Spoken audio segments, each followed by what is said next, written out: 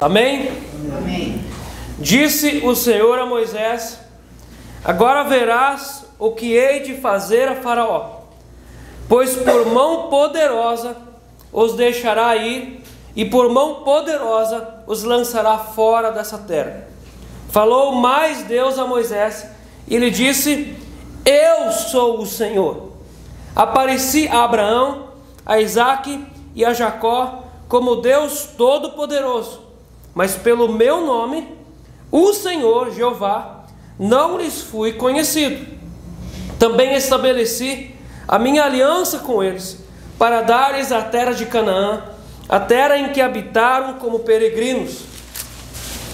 Ainda ouvi os gemidos dos filhos de Israel, os quais os egípcios escravizam, e me lembrei da minha aliança.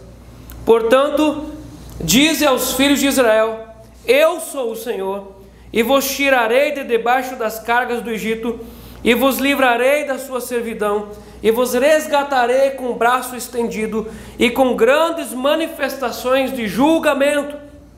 Tomar-vos-ei por meu povo, e serei vosso Deus, e sabereis que eu sou o Senhor vosso Deus, que vos tiro de debaixo das cargas do Egito, e vos levarei à terra, a qual jurei dar a Abraão, a Isaque e a Jacó, e vou-la darei como possessão. Eu sou o Senhor. Desse modo falou Moisés aos filhos de Israel, mas eles não atenderam a Moisés, por causa da ânsia de espírito e da dura escravidão. Falou mais o Senhor a Moisés, dizendo: vai ter com Faraó, rei do Egito, e fala-lhe que deixe sair da sua terra os filhos de Israel. Moisés, porém, respondeu ao Senhor, dizendo: eis que os filhos de Israel não têm ouvido. Como, pois, me ouvirá Faraó? Eu não sei falar bem. Não obstante, falou o Senhor a Moisés e Arão, e lhes deu um mandamento para os filhos de Israel e para Faraó, rei do Egito, a fim de que tirassem os filhos de Israel da terra do Egito. São estes os chefes das famílias, os filhos de Ruben, o primogênito de Israel: Enoque, Palu, Esrom e Carmi. São essas as famílias de Ruben. Os filhos de Simeão: Gemuel, Jamim, Oade, Jaquim, Zoar e Saul, filho de uma cananeia. São essas as famílias de Simeão. São esses os nomes dos filhos de Levi, segundo as suas gerações: Gerson, Coate e Merari. E os anos da vida de Levi foram 137. Os filhos de Gerson, Libni e Simei, segundo as suas famílias. Os filhos de Coate, Amrão, Izar, Esrão e Uziel. E os anos da vida de Coate foram 133. Os filhos de Merari, Mali e Mussi. São essas as famílias de Levi, segundo as suas gerações. Amrão tomou por mulher a Joquebede, sua tia, e ela lhe deu Arão e Moisés. E os anos da vida de Arão foram 137. Os filhos de Izar, Corá, Nefeg e Zicri. Os filhos de Uziel, Misael, Eusafã e Sitre. Arão tomou por mulher a Elisabe, filha de Aminadab, irmã de Naasson, e ela lhe deu à luz Nadab, Abiú, Eleazar e Itamar. Os filhos de Corá, Assir, Eucana e Abiasaf. São essas as famílias dos coraitas. Eleazar, filho de Arão, tomou por mulher para si uma das filhas de Putiel, e ela lhe deu à luz Finéias. São estes os chefes de suas casas, segundo as suas famílias. São estes Arão e Moisés, aos quais o Senhor disse: tirai os filhos de Israel da terra do Egito, segundo as suas hostes. São estes que falaram a Faraó, rei do Egito, a fim de tirarem do Egito os filhos de Israel. São estes Moisés e Arão. Nessa segunda parte tem as genealogias de Moisés e Arão. E essas genealogias precisam aparecer aqui por causa de alguns nomes em específico. Claro que o Arão e o Moisés. Lá no verso 23, no final, vai aparecer o Nadab, o Abiú, o Eleazar e o Itamar, os primeiros que vão dar prosseguimento ao sacerdócio de Arão. E lá no outro verso, no verso 25, quase no final, aparece o nome Finéias. São todos nomes importantes que vão aparecer na história de Israel, como pessoas que ajudaram a tomar decisões importantes na curva da história, vamos dizer assim. Então, no texto passado, no capítulo 5, o Moisés foi até Faraó. O Moisés falou com Faraó, também com os líderes hebreus. E no texto passado vimos como Satanás trabalha para manter a escravidão. Satanás sempre foi o mesmo, ele continua trabalhando da mesma forma. E uma das coisas que Satanás faz com as pessoas é escravizá-las, debaixo de ideias, debaixo de filosofias que são antibíblicas, e até às vezes filosofias e pensamentos que são meio bíblicos, porque Satanás, ele também se esconde por trás da palavra de Deus.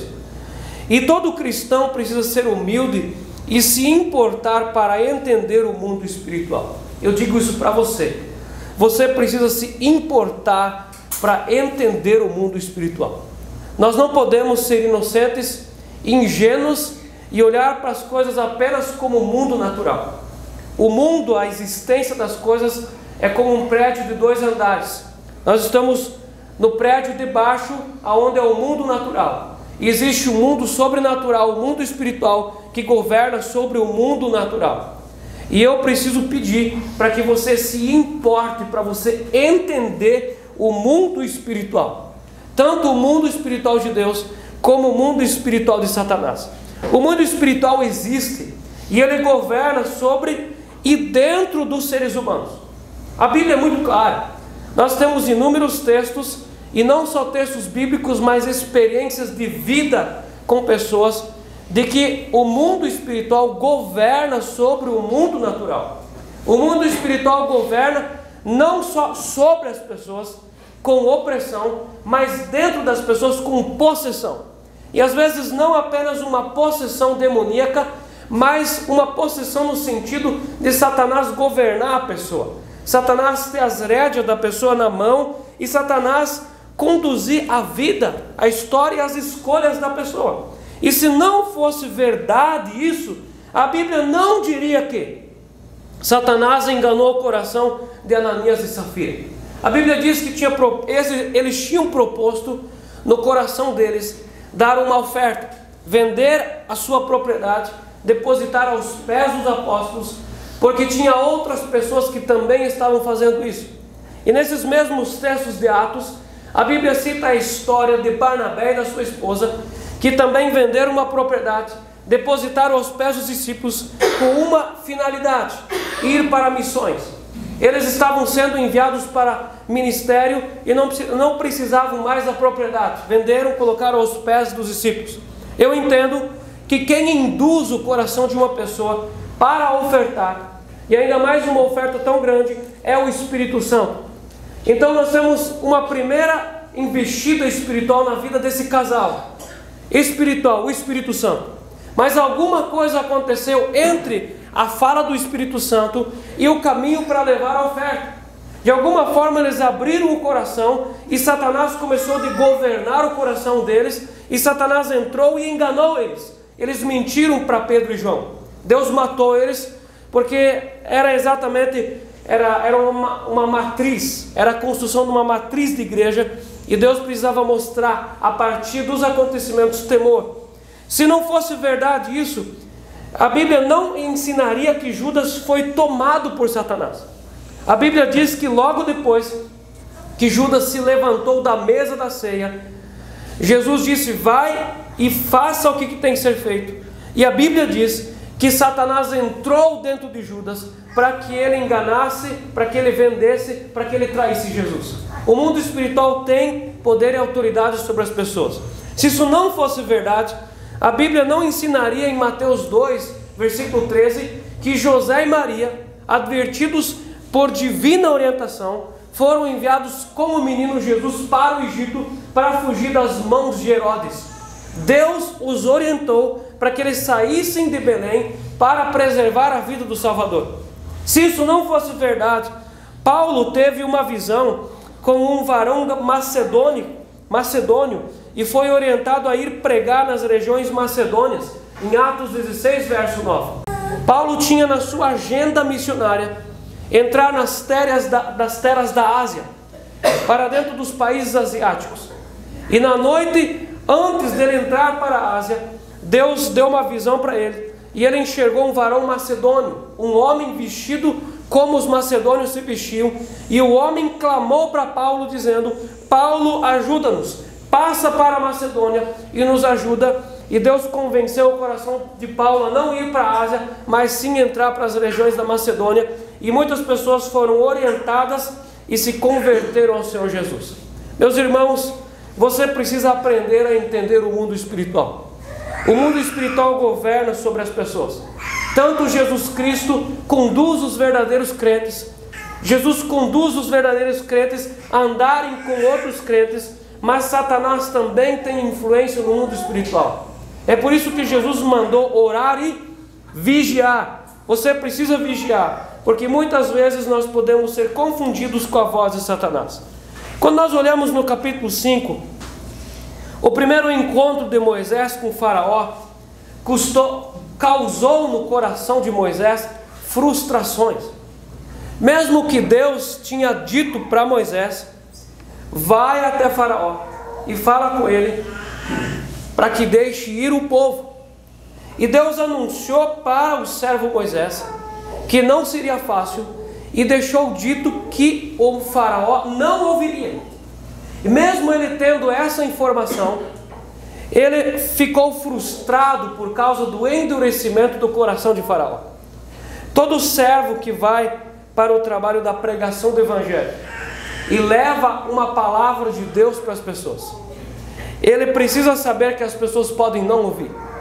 Mas mesmo estando debaixo de aviso de que pessoas podem se endurecer, acontece sim frustrações, por causa do coração humano que deseja muito que as pessoas também sintam aquilo que ele sente, para que as outras pessoas também tenham a experiência que ele teve. Moisés saiu de diante de Faraó frustrado, e ele leva essa dor aos pés do Senhor. Eu e você precisamos levar as nossas dores aos pés do Senhor. Tudo nós precisamos levar aos pés do Senhor. E muitas vezes até mesmo cristãos levam as suas dores aos pés de Satanás. Quando nós transformamos as nossas dores em lamento, em reclamação, em murmuração, nós não estamos levando as nossas dores aos pés do Senhor Jesus. E murmurar significa intercessão diabólica, intercessão a demônios. Quando nós murmuramos diante das situações difíceis, nós não estamos colocando as coisas aos pés do Senhor. Nós precisamos levar aos pés do Senhor. E no ministério, assim como eu venho adiantando para todos nós, esses textos são textos ministeriais. Esses textos nós podemos ministrar numa grande reunião de pastores ou servos ou líderes. E cada um de nós aqui que é convertido no Senhor Jesus é um servo e tem a sua missão. Não pense que a sua missão é pequena, porque às vezes ela não é pública. Você tem a tua missão e você precisa cumprir a missão. E muitas vezes a nossa missão pode ser difícil. Leve aos pés do Senhor. Esse texto nos mostra por várias vezes que Deus ouve as orações, Deus ouve os nossos pedidos, e Deus também ouviu o Moisés quando Moisés voltou frustrado e em crise, porque o faraó não o ouviu. E a falta de entendimento do povo, você pode olhar no capítulo 5, verso 22. Então Moisés, verso 21, eles disseram: olhe o Senhor para vós outros e vos julgue, porquanto nos fizestes odiosos aos olhos de Faraó. A falta de entendimento desses líderes do povo hebreu trouxe uma crise muito grande no coração do Moisés. Ele tinha visto Deus, ele tinha sentido Deus na sarça ardente, ele ouviu Deus enviando, tudo aquilo que Deus falou com ele aconteceu. E aqui rolou a primeira crise do ministério desse grande homem. Esse homem é um grande homem, mas rolou também uma crise no coração do Moisés. Meus irmãos, quantas vezes já rolou crise no nosso coração quando nós ensinamos o Evangelho para alguém e a pessoa simplesmente fecha os braços e diz não? Quantas vezes nós começamos a enviar mensagens para alguém ou músicas e nós vemos que a pessoa não responde porque ela não quer receber, nós recebemos um não? Quantos de nós aqui já convidamos pessoas que nós queríamos que estivessem aqui e elas disseram sim e elas não vieram? Isso não causa uma crise no nosso coração? Causa frustração. Moisés também estava debaixo de uma crise. O povo, os líderes confundiram as dores. Eles confundiram de onde que estavam vindo as dores.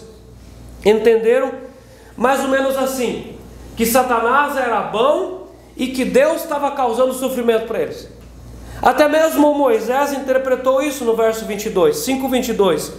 Moisés, tornando-se ao Senhor, disse: ó Senhor, por que afligiste este povo? Mas não foi Deus que afligiu o povo. Eles estavam debaixo das mãos da escravidão de Faraó, não das mãos de Deus. Amém? Leve as suas dores, leve as tuas crises ao Senhor Jesus. Nós não podemos apenas fazer disso palavras bonitas. Nós precisamos aprender a fazer isso, ter consciência da presença de Deus, que Deus ouve as nossas orações e há o interesse do mundo divino por a gente abrir a boca e a gente confessar as nossas dores. E aquele que confessa as dores e coloca para fora, no coração daquela pessoa pode haver cura na alma, porque ela abre e ela compartilha com o Deus do céu as suas dores. Leve as suas crises ao Senhor Jesus. No capítulo 6, no verso 1 ao 5, eu fiz toda essa introdução com você, porque eu preciso trazer você para cima dessa plataforma de entendimento, para a partir disso, nós enxergarmos e colocarmos os nossos olhos na intenção desse texto. Quando nós falamos das dores, da crise, da frustração de Moisés, e Moisés leva isso aos pés de Deus, Deus o responde. No verso 1, disse o Senhor a Moisés: agora verás o que hei de fazer a Faraó. Moisés teve a resposta da oração dele. Seria diferente se Moisés ficasse murmurando, ou ele ficasse deixando isso cozir o seu coração, como escamas de soda. Mas ele levou os pés de Deus. E quando ele desabafou o coração, Deus veio e Deus mesmo falou: agora verás o que hei de fazer a Faraó, pois por mão poderosa os deixará ir, e por mão poderosa os lançará fora da sua terra. Meus irmãos, Deus consola o coração de Moisés. E quando o apóstolo Paulo escreve para a igreja dos Coríntios, quando você lê 1 Coríntios, você vê que essa igreja já tem dificuldades. Naquela igreja havia dois tipos de pessoas. Havia os crentes, que eram crentes de verdade, mas também havia aqueles que não queriam abandonar o mundanismo. E a aflição do mundanismo sobre os crentes causava feridas. E o apóstolo Paulo começa escrevendo a sua segunda carta aos Coríntios. No capítulo 1, verso 3, ele diz para aquelas pessoas crentes: bendito seja o Deus e Pai do nosso Senhor Jesus Cristo, o Pai de misericórdias e Deus de toda consolação. As palavras humanas podem até trazer um certo refrigério para a gente, mas o que de fato nos consola é quando nós ouvimos a voz de Deus. E Deus vem consolar o coração de Moisés com promessas. Deus consolou o coração de Abraão com promessas. Deus conduziu o Isaac com promessas. Deus consolou o Jacó com promessas. Deus preencheu José com promessas. E Deus vem consolar o coração do Moisés com promessas. Você já percebeu quantas vezes Jesus consolou o coração dos discípulos dele com promessas? Eu vou, mas eu vou enviar o Espírito Santo. Eu vou morrer, mas no terceiro dia eu vou ressuscitar. Eram promessas. E Deus consola o coração com promessas. A primeira promessa que Deus usa para consolar o coração é liberdade para os hebreus e condenação para os egípcios. Eu quero entender que pela tradição de todas as famílias que vinham desde os tempos de Abraão, também tenha chegado ao coração de Moisés a história de Sodoma e Gomorra. A Bíblia não me fala, mas eu sei pela história que os antigos, eles contavam por tradição, as histórias passavam de geração para geração. Então, se essa história tinha chegado até Moisés, ele sabia que a mão de Deus, a mesma mão de Deus que salvou o Ló do fogo, tirou o Ló e as filhas da condenação, essas mesmas mãos também lançaram fogo e enxofre sobre a cidade de Sodoma e Gomorra, e a Bíblia diz que Deus subverteu toda a cidade. Então, tendo isso em mente, Deus pode falar para Moisés: eu vou destruir os egípcios e vou libertar o povo hebreu, e anexar essa promessa com o conhecimento que ele já tinha. Isso deveria fazer sentido e ser uma verdade no coração dele. Deus consola o coração de Moisés com a primeira promessa: eu vou tirar o povo hebreu de dentro do Egito e vou destruir os egípcios. Deus continua consolando. No verso 3 nós vemos aqui a segunda promessa: apareci a Abraão, a Isaque e a Jacó como Deus Todo-Poderoso. Mas ele não tinha aparecido para Abraão, Isaque e Jacó como o grande Jeová, o Yahvé.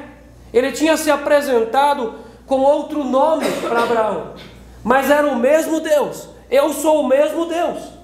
O que Deus está falando para o servo Moisés aqui, o homem da missão: eu vou agir ao teu favor como agi nos dias dos teus pais.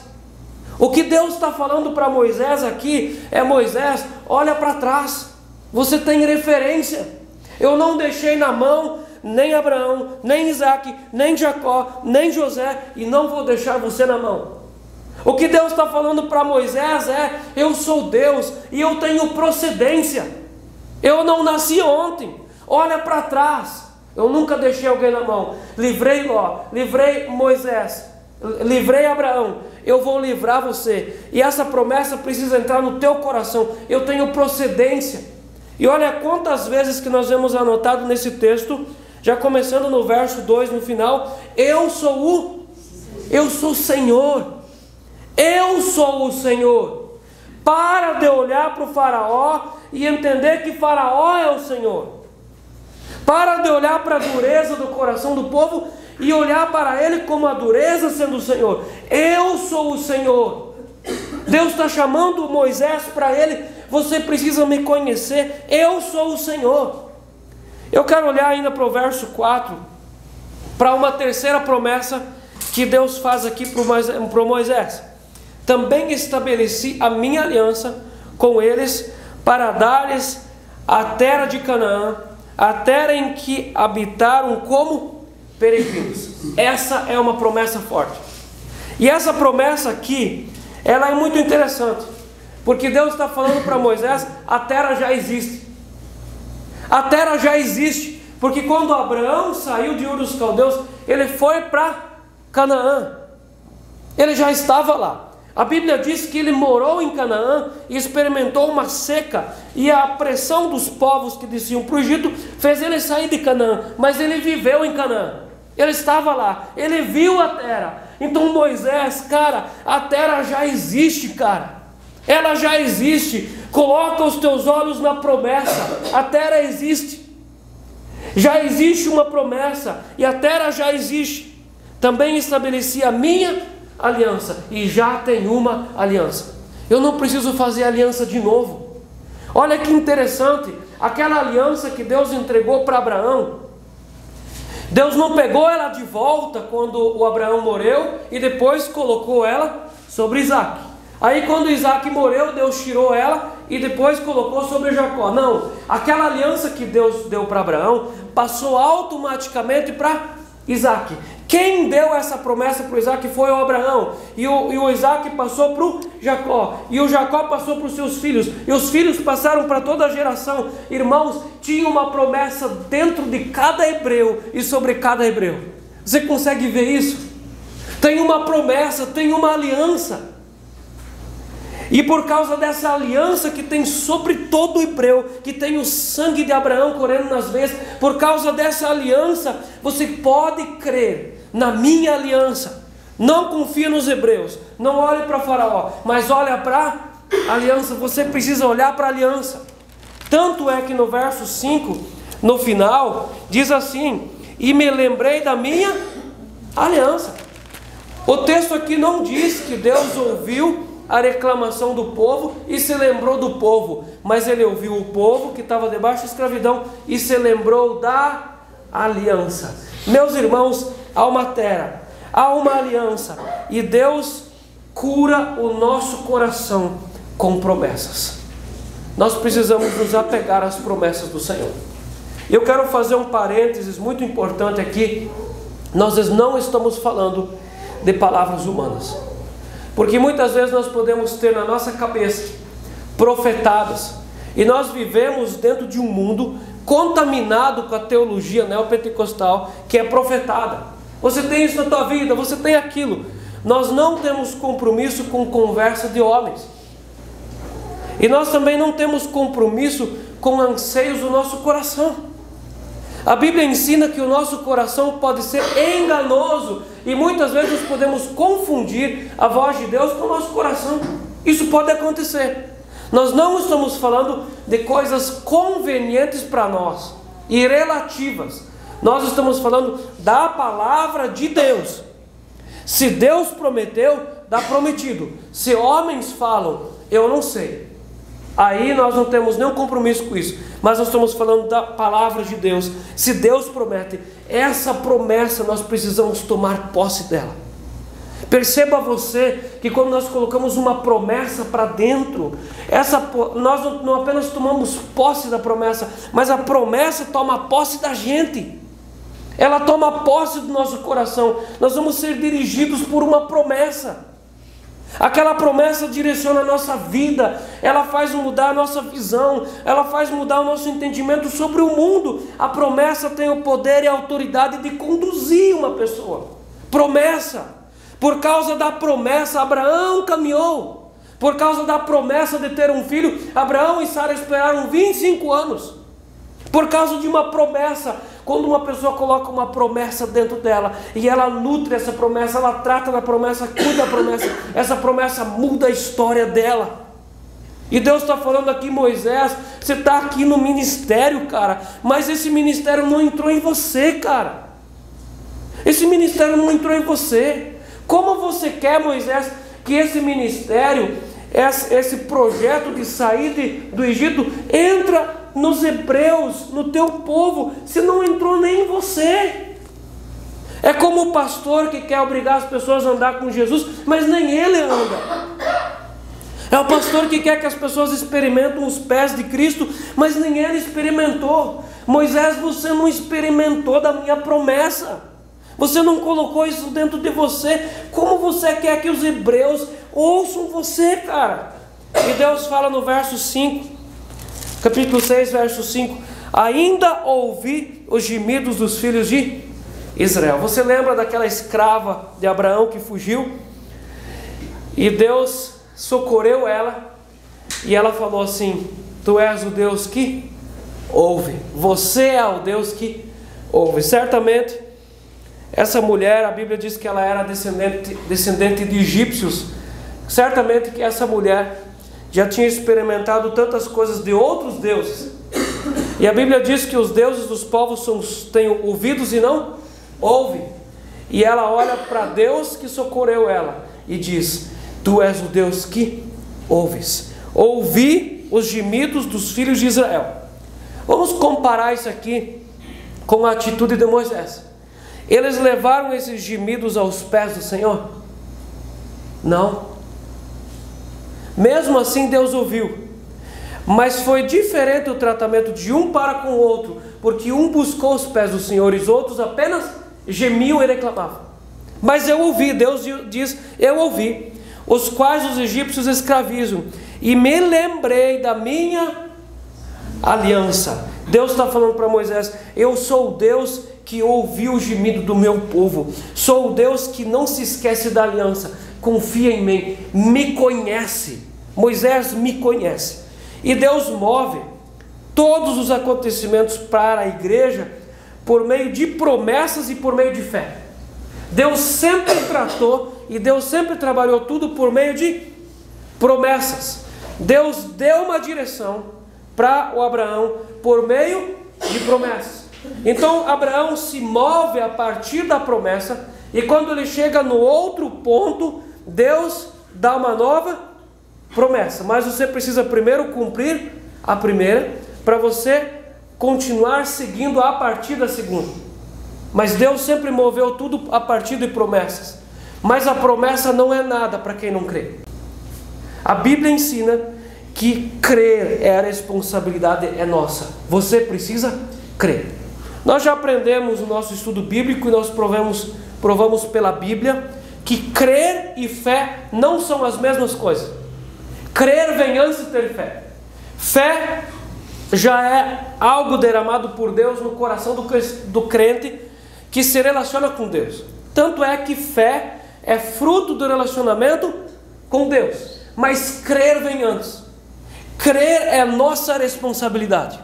Quando Paulo escreve para os Romanos, no capítulo 4, verso 3, ele diz assim: e a Escritura diz que Abraão creu, e isso lhe foi imputado para justiça. É justo para Deus que eu e você cremos na promessa. O que é crer? Crer é receber uma promessa. Crer é dar credibilidade. Crer é colocar para dentro. Crer é conceber da promessa. É colocar para dentro e viver a partir daquilo. Eu posso provar para você mais uma coisa. A Bíblia ensina que a salvação também entra no nosso coração a partir de crer. Em João 3,16, Jesus diz: porque Deus amou o mundo de tal maneira que deu o seu Filho unigênito, para que todo aquele que nele crê não pereça, mas tenha vida eterna. Vamos perceber duas coisas distintas aqui. Quando o texto diz: porque Deus amou o mundo de tal maneira, nós vemos aqui quem trabalhando? Deus ou o homem? Só Deus. Só o Pai com o Filho e com o Espírito. Nós não vemos nenhuma interação com o ser humano, nenhuma interação com a igreja. Nós vemos uma pessoa só trabalhando. Deus estava trabalhando, só Deus. O projeto é dele, a ideia é dele, os méritos dele, tudo foi Deus que deu. Deus deu o seu único Filho, e o propósito, há um objetivo aqui, para que todo aquele que nele crê tenha uma salvação, tem um caminho. Mas como eu vou acessar aquilo? Ou como eu vou trazer isso para cima de mim e para dentro de mim? Crendo. A moeda para você entrar nesse mundo é crer, dar crédito a essa palavra. E quando eu digo para alguém: existe ouro enterrado aqui, você vai descobrir. Se a pessoa crer, ela vai vir cavar. Se ela não crer, não vai acontecer nada. Então qual que é a diferença entre crer e não fazer nada? É eu dar crédito a uma mensagem, e Deus manda eu crer. Em Atos capítulo 1, verso 14, a Bíblia diz que todos aqueles que receberam o Espírito Santo estavam crendo, e unanimamente eles estavam orando. Meu irmão, alguém ora se ele não crê?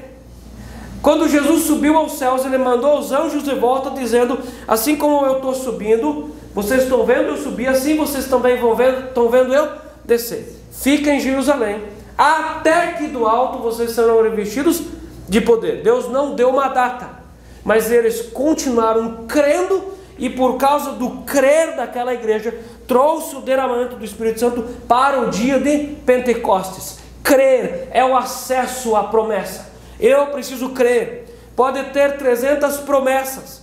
Como eu vou tomar posse da promessa? Ou como a promessa vai entrar dentro de mim? Pelo crer. E crer é responsabilidade tua. Moisés precisava crer na promessa e na aliança. Por isso que Deus fala isso com ele: Moisés, você precisa crer.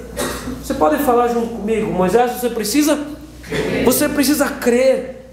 E eu provo para você, pelo texto, o que Deus fez aqui com Moisés. Porque no verso 6, diz assim: portanto, dize aos filhos de Israel, eu sou o... Por quê? Porque primeiro ele precisa entender que o Senhor é Senhor. Se eu não entender que o Senhor é Senhor, como eu vou passar isso para alguém? Como eu vou ensinar isso para alguém? Moisés, você precisa crer primeiro. Moisés, você precisa deixar isso entrar. Moisés precisava conceber o projeto e se integrar ao ministério. Quando eu olho aqui para essa altura do campeonato do ministério do Moisés, eu me lembro daquela cena de Jesus sendo levado ao Calvário e Jesus caiu uma vez. E eles levantam ele e Jesus caminha alguns passos, ele cai outra vez. E diz a narrativa do Evangelho que tinha alguém voltando da lavoura. Talvez ele tinha ido ordenhar suas cabras ou tratar o seu rebanho, voltando da lavoura. E ele viu aquelas pessoas, aquela multidão, e de repente o caminho da casa dele se cruzava exatamente ali, na comitiva de levar o Filho de Deus para o Calvário. E a Bíblia diz assim: e certo sirineu que voltava da lavoura, pegaram ele, obrigaram ele a carregar a cruz de Cristo. Ele entrou nisso sem saber e sem pedir. E muitas pessoas carregam a cruz do Evangelho como o sirineu. Ele nem participou daquilo. Ele nem teve prazer e nem dor naquilo. Simplesmente jogaram uma cruz nas costas dele e falaram: leva até lá em cima. E depois a gente não sabe o que aconteceu com esse homem. Nós não podemos nos comportar assim. Ler a Bíblia, orar, dizimar, ofertar, ser fiel nos cultos, não pode ser uma cruz para a nossa vida. Nós precisamos colocar isso como um prazer. E aqui há um botão que gira sim no coração de Moisés. Nós vemos um Moisés diferente daqui. Moisés não pode ser uma carga para você. Moisés, você não pode ir a Faraó e ao povo como se aquilo fosse uma cruz pesadíssima. Você tem que colocar, você precisa colocar o ministério dentro de você e viver isso. Vai lá, Moisés. Você precisa continuar o ministério. E Deus envia o Moisés outra vez. Eu acho engraçado esse texto, porque o Moisés vem chorar aos pés de Deus. Ah, Deus, por que afligisse esse povo? Porque o povo não crê, porque Faraó não ouviu. Aí Deus enche ele de promessa. Eu sou o Senhor, sou o Senhor do teu pai Abraão, Isaac e Jacó. Eu sou o Senhor, eu sou o Deus de aliança. Já existe uma terra, já existe uma aliança. Deus enche ele de promessa. As promessas curam o nosso coração. É por isso que eu vou ensinar para você: desliga a televisão, desliga o celular, não assiste tudo, porque muita coisa entra no teu coração e mata você. Você precisa se agarrar nas promessas de Deus. E muitas coisas nós não podemos colocar para dentro da nossa casa. Há muitas coisas que entristecem o coração e faz matar o Evangelho. Nós precisamos nos encher de promessas todos os dias. Todos os dias. E aquela promessa que começa de morrer, a gente precisa tratar daquela em especial. Ela não pode morrer. Nós precisamos ser encontrados íntegros pelo Senhor. E nenhuma promessa pode morrer, porque nós podemos nos desviar. E Deus envia Moisés outra vez. Então vem o texto no verso 6. Eu acho interessante que Deus ouve Moisés, Deus enche ele de promessas. Aí quando Deus para de falar, Deus continua falando e diz: portanto diz aos filhos de Israel, verso 6, eu sou o Senhor. Volta lá e você vai pregar a mesma coisa para quem? Para os filhos de Israel, para os hebreus. Volta lá e prega de novo. Deus coloca Moisés no curso de comandos. Você precisa aprender a ouvir comandos. Primeiro Deus trabalha no servo, para depois trabalhar através do servo. Primeiro precisa aprender a ser liderado, para depois aprender a liderar. E muito claro, quem é um bom filho, provavelmente depois vai ser um bom pai. Primeiro aprenda a ser bem liderado, para depois você se tornar um bom líder. Princípio: você precisa aprender comandos. Nós não podemos entender que nós queremos entrar em Cristo num lugar que não é nosso e nós queremos fazer o que nós queremos. Nós precisamos aprender a ouvir comandos. Ouça comandos. Uma vez eu assisti um vídeo de um pelotão de quartel marchando e eles param diante do comandante marchando. E ali ele estava dando comandos para os seus soldados. E um dos comandos que ele dava era direita. E eles, direita. Aí outra vez, esquerda, esquerda. E eles continuavam marchando, frente, frente. E de novo, direita, direita. Aí voltava de novo. Aí ele gritou, esquerda. E um deles, ao invés de ir para a esquerda, foi para a direita. Soldado, hoje eu vou ensinar você direita e esquerda. E o comandante pega um pneu de carro e coloca bem no braço dele assim. E ele diz assim, isso vai ser a sua esposa hoje. Hoje você vai aprender a esquerda. E ele marchou o dia todo com aquele pneu e ele aprendeu o que era a esquerda. Deus faz isso com a gente. Nós precisamos aprender a ouvir comandos.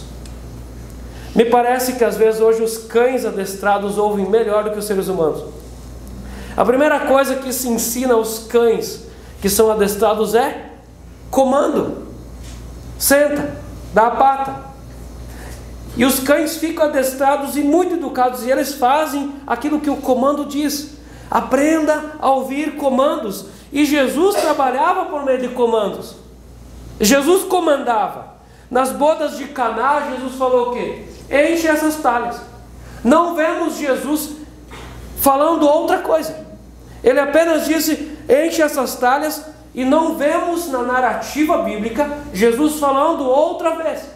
Mas quando as talhas estavam cheias, Jesus mandou tirar o vinho e tinha se tornado em vinho. Mandou tirar a água e tinha se tornado em vinho.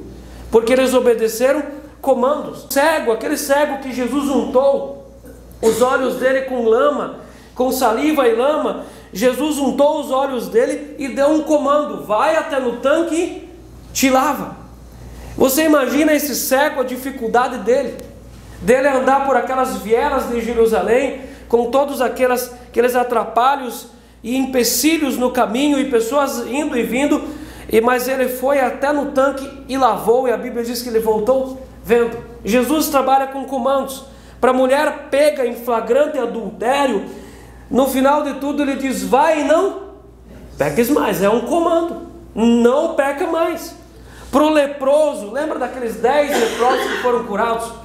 A Bíblia diz que um voltou. E quando aquele um voltou, ele se quebrantou na presença de Jesus, e Jesus disse, vai e te apresenta ao sacerdote. Era um comando. Para o gadareno, aquele maluco que vivia lá no cemitério em Gadar, cheio de demônios, Jesus expulsa os demônios, ele é limpo, ele está vestido, e Jesus dá uma ordem para ele, volta aos teus e diga o que aconteceu com você. Volta para a tua família e prega em Gadar para toda aquelas cidades. Para a figueira à beira do caminho, a Bíblia diz que Jesus estava com fome. Ele procurava alguma coisa para comer, porém só encontrou folhas. E Jesus deu um comando para a figueira: nunca mais cresça fruto de ti. Alguns dias depois, os discípulos passaram por ali e eles viram a figueira seca, porque a figueira obedeceu, e muitas vezes nós não obedecemos. Nunca mais haja fruto de ti. E para a igreja, Jesus diz, ide e pregai o evangelho a todos. É um comando. Aprenda a ouvir comandos. Nós precisamos aprender a ouvir comandos. Eu me lembrei ontem e hoje da minha infância, e uma das coisas que muitas vezes acontecia, eu ia junto com os meus pais para a lavoura, para a roça, e muitas vezes o meu pai precisava de alguma coisa e ele mandava eu para casa. Vai lá no galpão, entra no galpão à direita, em cima da bancada vai ter tal chave ou tal ferramenta, e vai lá, busca aquilo. E inúmeras vezes eu ia para casa, mas eu não achava aquilo. É mais ou menos como hoje, na minha casa acontece isso. Minha esposa diz assim, olha, lá embaixo naquele pote, lá tem batata palha, naquele pote. Mas eu vou lá, eu não enxergo às vezes aquilo. E ela vai lá e me mostra. Mas meu pai não mostrava. Aí eu voltava para a lavoura e dizia, eu não achei. E ele me dava as instruções de novo e mandava de novo. Até que eu enxergava, e na maioria das vezes estava deitado lá. Era por falta de não entender comandos. Eu e você precisamos aprender a ouvir comandos. Deus colocou Moisés no curso de comandos e diz: vai de novo, e vai de novo, e vai de novo. E repete a mesma coisa para Moisés, desejando que entrasse aquilo dentro do coração de Moisés. Aquilo precisava entrar dentro dele, para depois ele passar isso para o povo durante 40 anos. Comandos. E no verso 9, depois que Deus falou tudo aquilo para Moisés, desse modo falou Moisés aos filhos de Israel, mas eles não atenderam a Moisés, por causa da ânsia de espírito e da dura servidão. Há duas coisas que matam as promessas no coração do ser humano. E essas duas coisas, elas estão debaixo de um mesmo jugo, debaixo de uma mesma canga.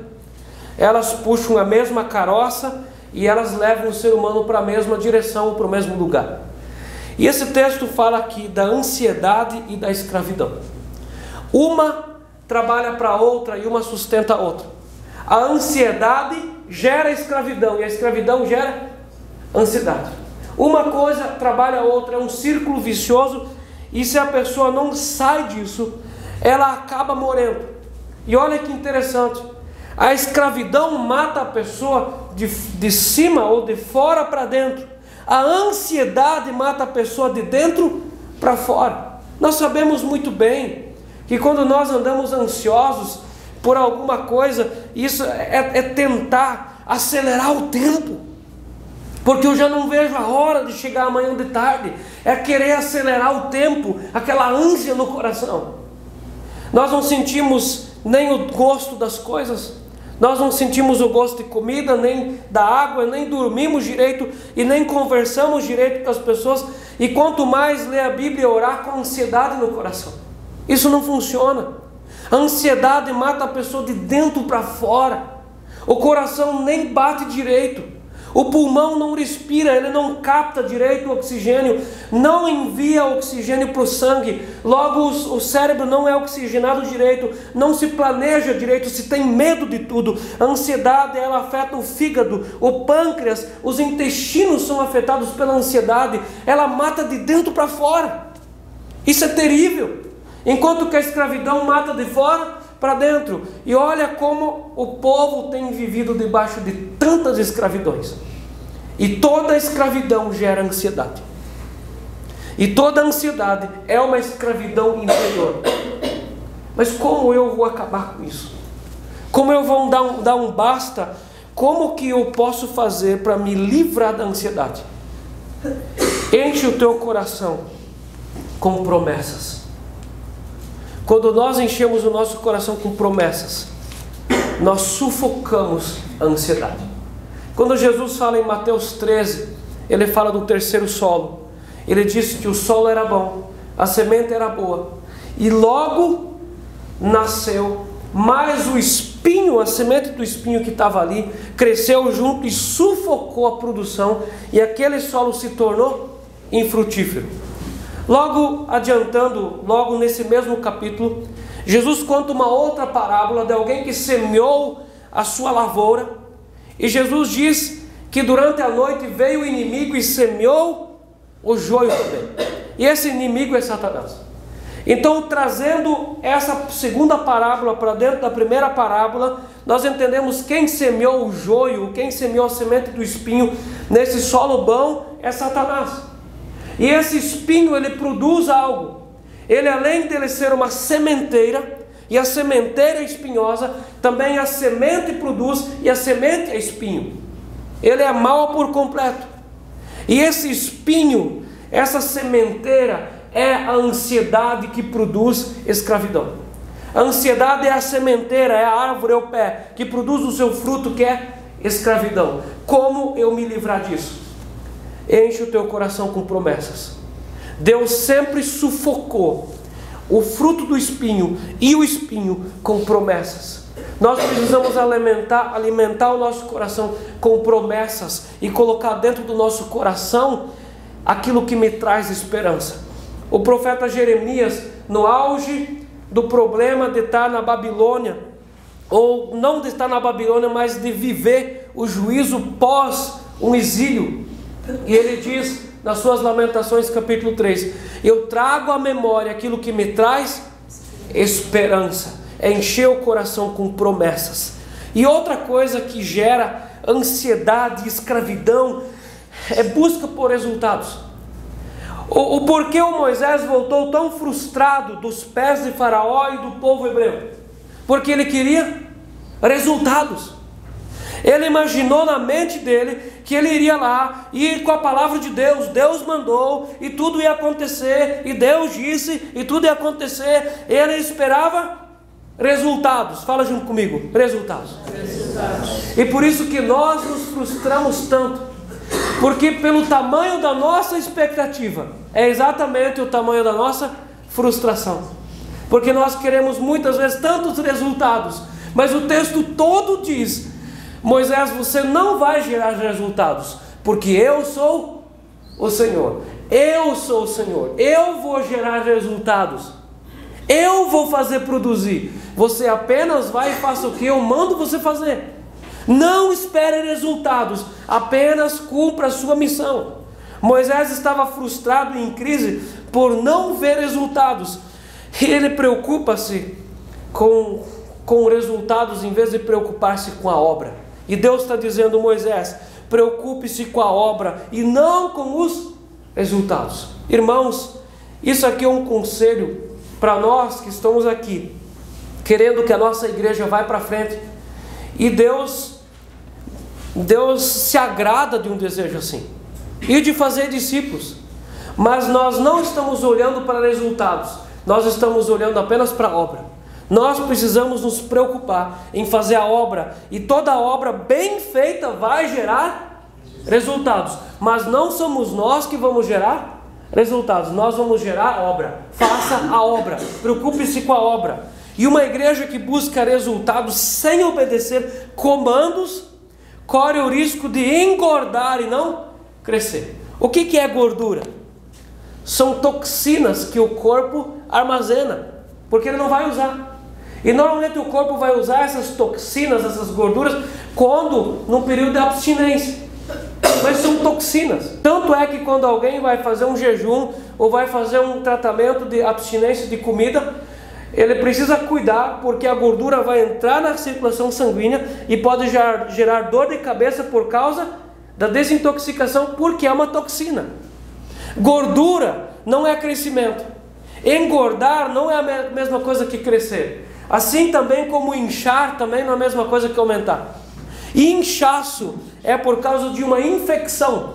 Quando o grupo está infectado por alguma coisa, está doente, ele incha.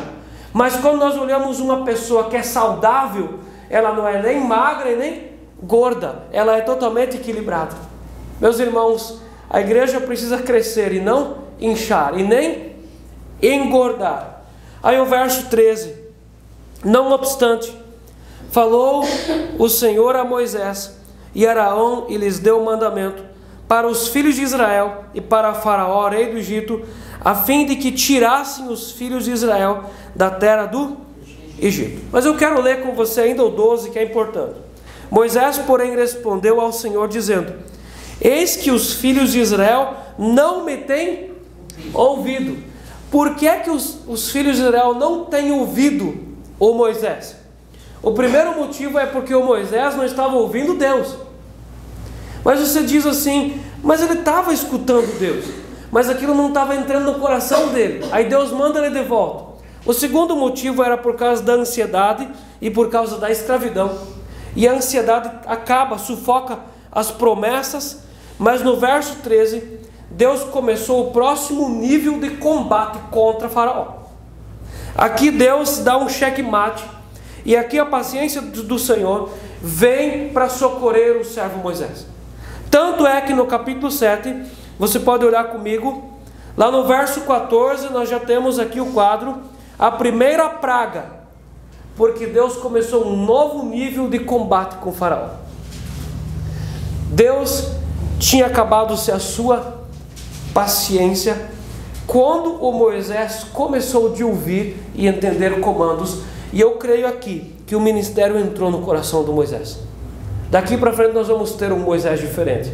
Daqui para frente nós vamos ter um Moisés que apresenta uma serpente. Nós temos um Moisés que apresenta milagres, apresenta obras miraculosas. Nós temos um Moisés que entendeu. Meus irmãos, creia, toma posse da promessa. Nós temos muitas coisas na palavra de Deus que são promessas para os nossos dias. Creia. A Bíblia diz que todo aquele que obedece pode se alimentar das delícias do Senhor. Obedece a Deus, creia, anda no caminho estreito, creia, se enche das promessas, enche de promessa. Nós não podemos comer porcaria no mundo espiritual, mas nós precisamos comer aquilo que nos sustenta, e o que sustenta é pão do céu, é promessa. Preocupe-se em fazer a obra e deixe os resultados para Deus. Apenas faça a obra, faça e cumpre a tua missão. E cada um no seu lugar, cada um no seu quadrado, diriam alguns, mas faça a tua parte. Creia, se enche da promessa, seja cheio do fogo do Espírito, que os resultados vão vir. Porque Deus diz: eu sou o Senhor. Eu sou o Senhor. Você não é Senhor. Você precisa ser apenas o meu servo. Mas eu sou o Senhor. Confia em mim. Amém. Em nome de Jesus, Pai, eu te agradeço, meu Deus do céu, pela tua palavra nesse lugar. Senhor, meu Deus, eu quero, Senhor Deus, fazer parte das tuas promessas. Senhor Deus, nós precisamos de força que vem das tuas mãos, Pai, porque o teu mundo sobrenatural sempre operou sobre o nosso mundo, e nós queremos que o teu mundo sobrenatural enche o nosso coração de promessas. Senhor Deus, aviva a tua obra em nós, em nome de Jesus. E nós continuamos orando e pedindo, Senhor Deus, não deixa, Senhor, as pressões do mundo gospel tentarem nos sufocar. Senhor Deus, abra portas para a ansiedade ser matada no nosso coração. Nos ensina, Senhor Deus, a como encher e a como sufocar a ansiedade com promessas. Em nome de Jesus, Pai. Nós colocamos tudo na tua presença, e eu quero colocar na tua presença também o meu coração. Assim como Moisés se derramou diante do Senhor, Pai, e trouxe as suas queixas diante da tua presença. Senhor Deus, toma posse, porque o Senhor é Deus e tu és o Senhor. Assim nós oramos, Pai, colocando tudo na tua presença, e apresentamos diante do Senhor, Pai, as nossas dificuldades, as nossas missões, que muitos dias são tão difíceis. Seu Deus, dá-nos força para cumprir a obra. E eu creio, Pai, eu creio que a tua graça é maior do que os resultados, e a tua graça vai nos preencher e nos levar a um lugar perto do Senhor. Em nome de Jesus, Pai. Amém. Amém. Amém. Yeah.